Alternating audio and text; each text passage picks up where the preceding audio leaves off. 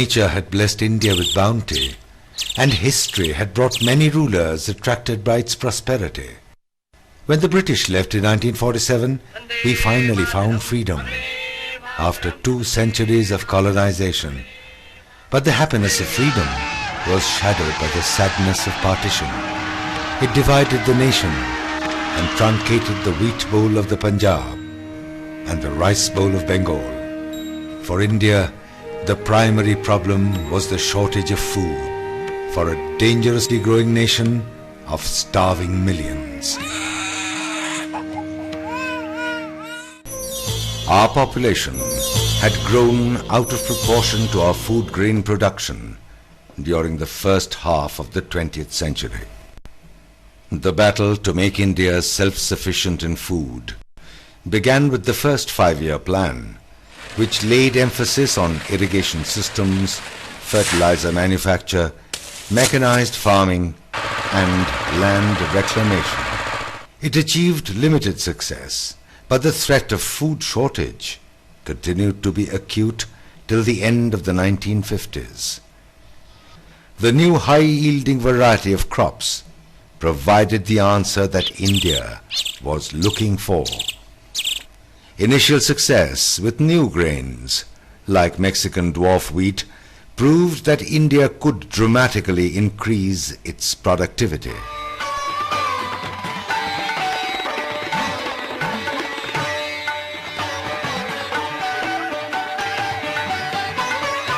In India's agro-science laboratories, there was tremendous enthusiasm as they pushed forward towards what was to be known as the Green Revolution.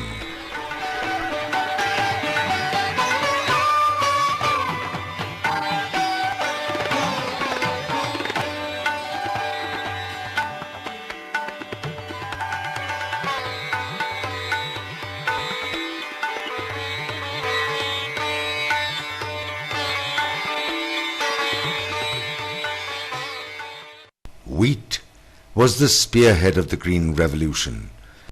New seeds, scientific irrigation, improved practices combined to show excellent results. Transferred from lab to field, science ushered in the first phase of the Green Revolution. In the second phase, the Green Revolution showed phenomenal results. Paddy cultivation improved radically with inspiration from Japanese experiments. Looking out into the world, more support came from the International Rice Research Institute in Manila. Like wheat, high-yielding varieties have really spearheaded the Green Revolution in paddy as well. And in paddy, India has achieved the status of one of the world's largest growers. High-yielding varieties have made a big difference to productivity in Indian paddy growing, just as it has in wheat. The third phase of the Green Revolution targets less developed food grains, like maize and millet, sometimes on soil not yet under the plough. This campaign will once again test the mettle of our green revolutionaries.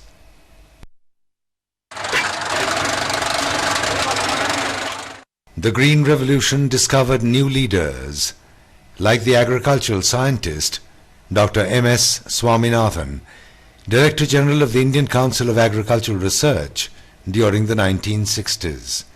He envisaged, designed, and executed the Green Revolution, one of the greatest scientific developments that has shaped India today. We went in search of greater revelations from this living legend with Dr. J. Sthanapathy, Director, National Council of Science Museums. For a layman, what does Green Revolution mean? Why is it considered as a turning point in the Indian agricultural history? The Green Revolution was a term coined in 1968 when our country achieved a big quantum jump in wheat production from about 10 to 12 million tons to 17 million tons. The then Prime Minister Indira Gandhi released a special stamp to commemorate this great achievement of our farmers and scientists and called it the Wheat Revolution. Later, the Rice Revolution also came. Green is the color of chlorophyll, green plant.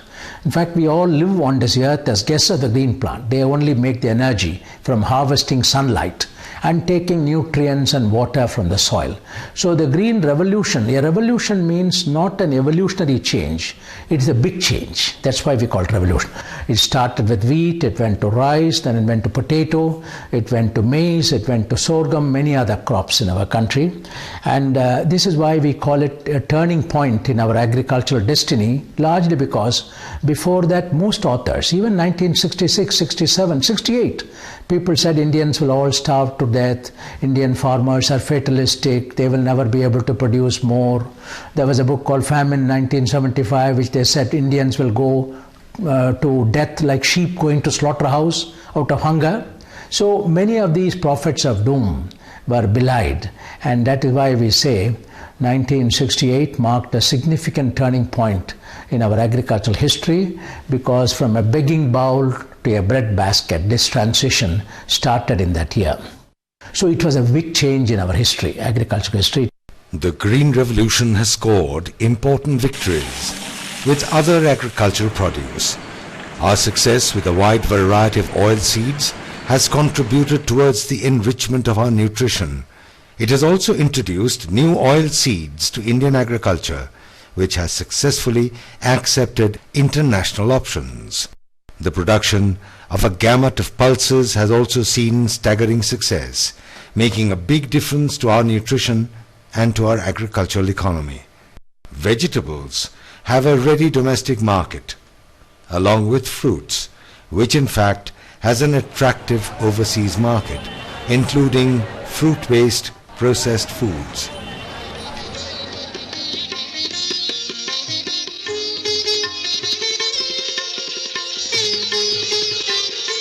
Flowers have even created worldwide markets.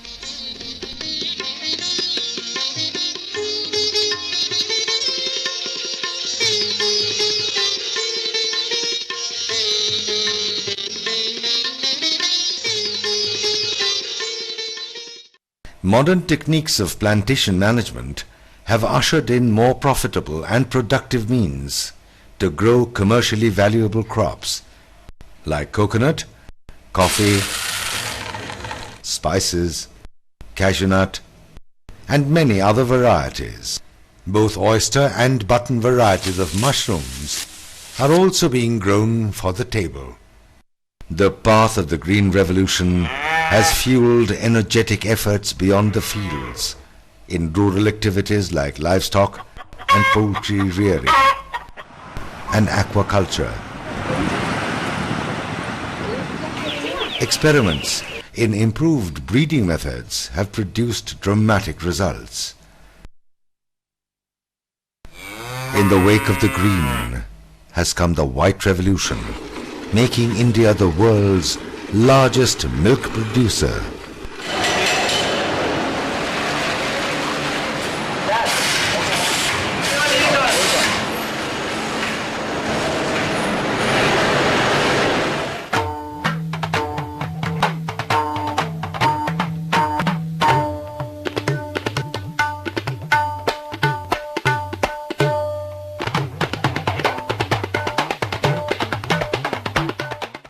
Cash crops have developed significantly in the post-Green Revolution era, increasing the income for our farmers.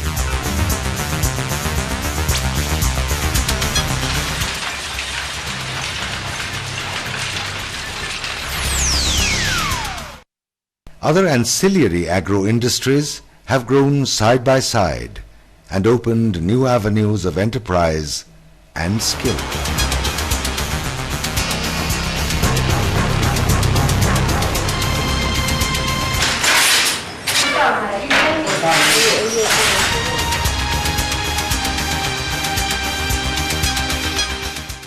In the 1970s and 80s, the average agricultural rate of growth was over 3%. It was much above the rate of growth in population. Unfortunately, from the 90s, we have had a deceleration in the growth rate. It has come down to 1.5%, although now again it is slightly going up. This has been called as the fatigue of the Green Revolution. In other words, there's a tapering of the effect of the Green Revolution. Why is it so? There are many reasons in different parts of the country. Largely they are related to environmental causes like salinization, over-irrigation, excessive use of pesticides, and a wide variety of causes, including remunerative pricing, marketing arrangements, a wide range of either marketing factors or management factors or other kinds of environmental factors have been responsible. The need to protect crops became as important as producing more. Designing and implementing crop protection systems went hand in hand with new warehousing facilities and modern distribution systems.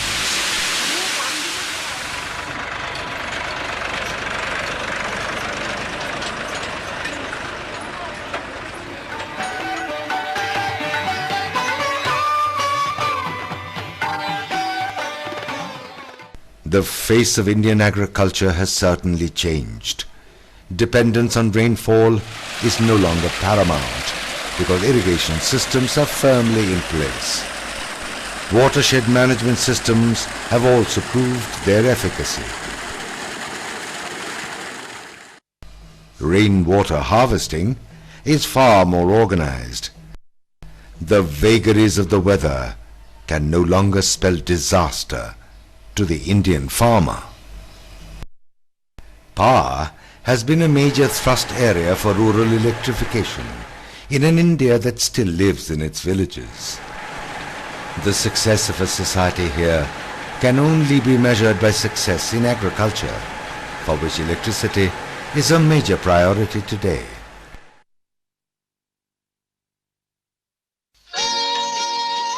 Rural India has now discovered new infrastructure and opportunities. The life of the Indian farmer has changed significantly in one generation. Agricultural prosperity has brought about investment. Roads have brought vehicles. Connectivity has created communication. Information has new highways to travel along. Education has widened its base. The transformation is most visible among rural women who look forward now to new horizons.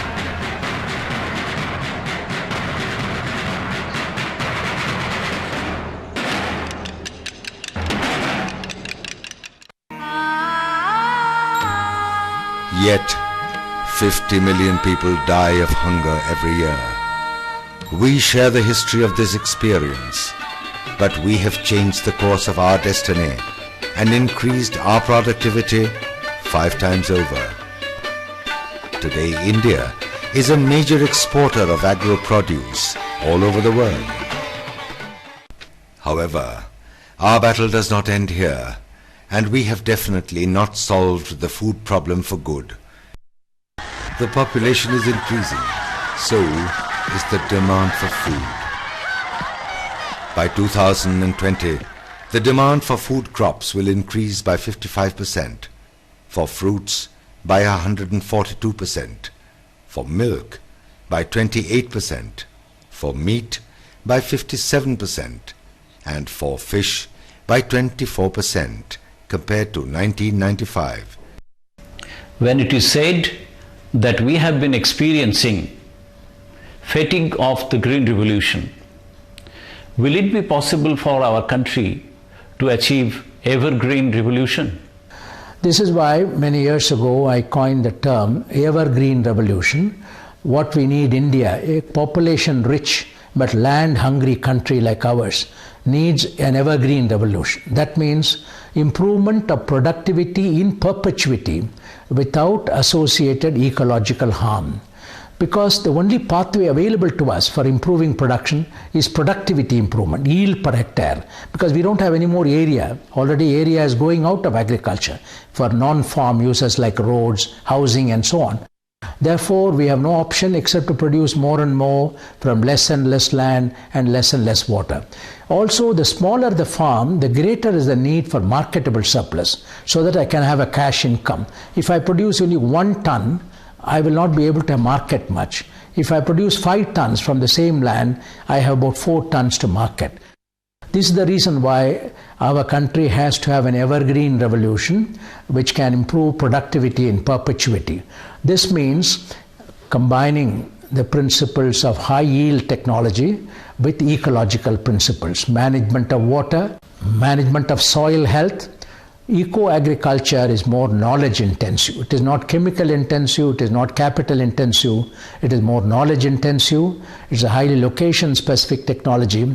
And I would say now we are on the threshold of this new evergreen revolution which can help us to improve yield per hectare all over the country, in the hill areas, in the dry farming areas, in the irrigated areas, in the coastal areas, in our islands like Lakshadweep and Andaman and Nicobar Islands. Every part of the country we must try to improve productivity, because ours is a land of small farms. There are 110 million farming families cultivating. Their livelihood depends entirely on farming, crop husbandry, animal husbandry, fisheries and forestry. The other important feature of Evergreen Revolution is entire farming system, not a single crop, not like wheat alone. Wheat rice in the Punjab has exhausted the water, caused salinization.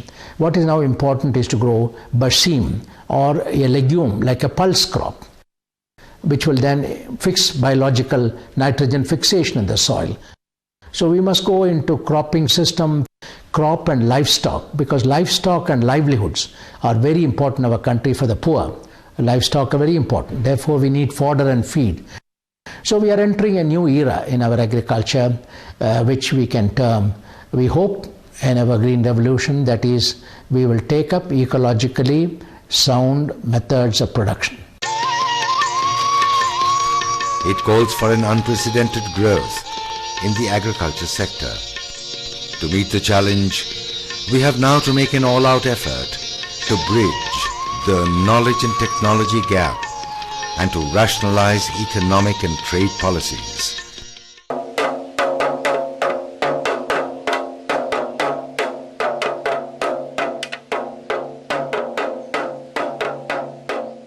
Perhaps we need a second and a bigger green revolution.